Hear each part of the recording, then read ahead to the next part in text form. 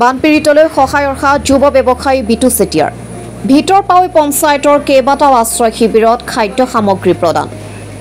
বাৰিষাৰ প্ৰথমটো বানে মাৰ্ঘেৰিটাত ক্ষতিগ্ৰস্ত কৰিলে বহু পৰিয়ালক বুঢ়ীডিং নৈ বাঢ়নি পানীৰ খেতি পথাৰৰ লগতে বাগগৃহত প্ৰৱেশ কৰাত আশ্ৰয় শিবিৰত আশ্ৰয় গ্ৰহণ কৰিবলৈ বাধ্য হ'ল বহু পৰিয়াল মাৰ্ঘেৰিটা সমজিলাৰ অন্তৰ্গত ভিতৰপাৱৈতো বানপানীয়ে চলালে তাণ্ডৱ অন্ন বস্ত্ৰ বাসস্থানৰ অভাৱত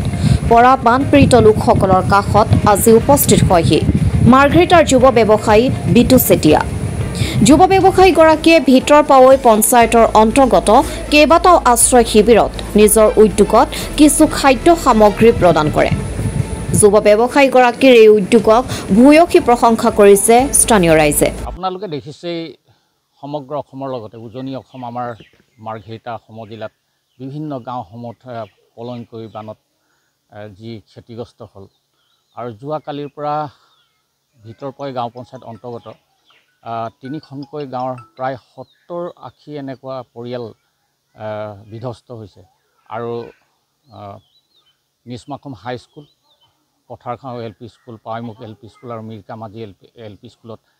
বিধ্বস্ত লোকসকল আহি নিজে আশ্ৰয় লৈ আছে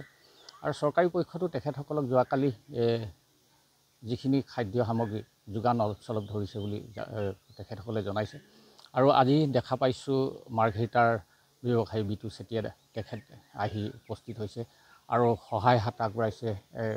বিধ্বস্ত লোকসকলক দুৰ্ভগীয়া পৰিয়ালবিলাকক যি পাৰিছে তেখেতক সহায় কৰিছে তাৰ বাবে তেখেতক ধন্যবাদ জনাইছোঁ আৰু মাৰ্ঘেৰিটাত বহুতো এনেকুৱা সমাজসেৱক বা ব্যৱসায়ী লোক আছে তেখেতসকলক মই অনুৰোধ জনাম আপোনালোকৰ চেনেলৰ যোগেদি যে তেখেতসকলেও যাতে এই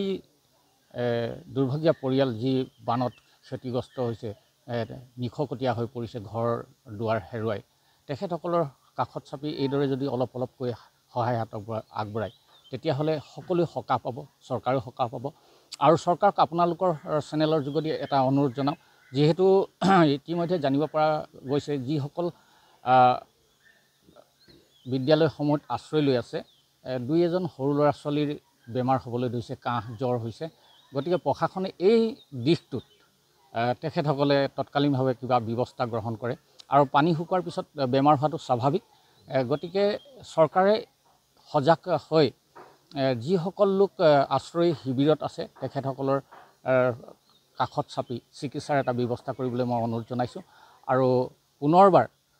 বিটু চেতিয়া ডাঙৰীয়াক ধন্যবাদ জনাইছোঁ যিহেতু যিসকল বানপীড়িত ৰাইজ তেখেতসকলৰ কাষত চাপি সহায় হাত আগবঢ়াব ধন্যবাদ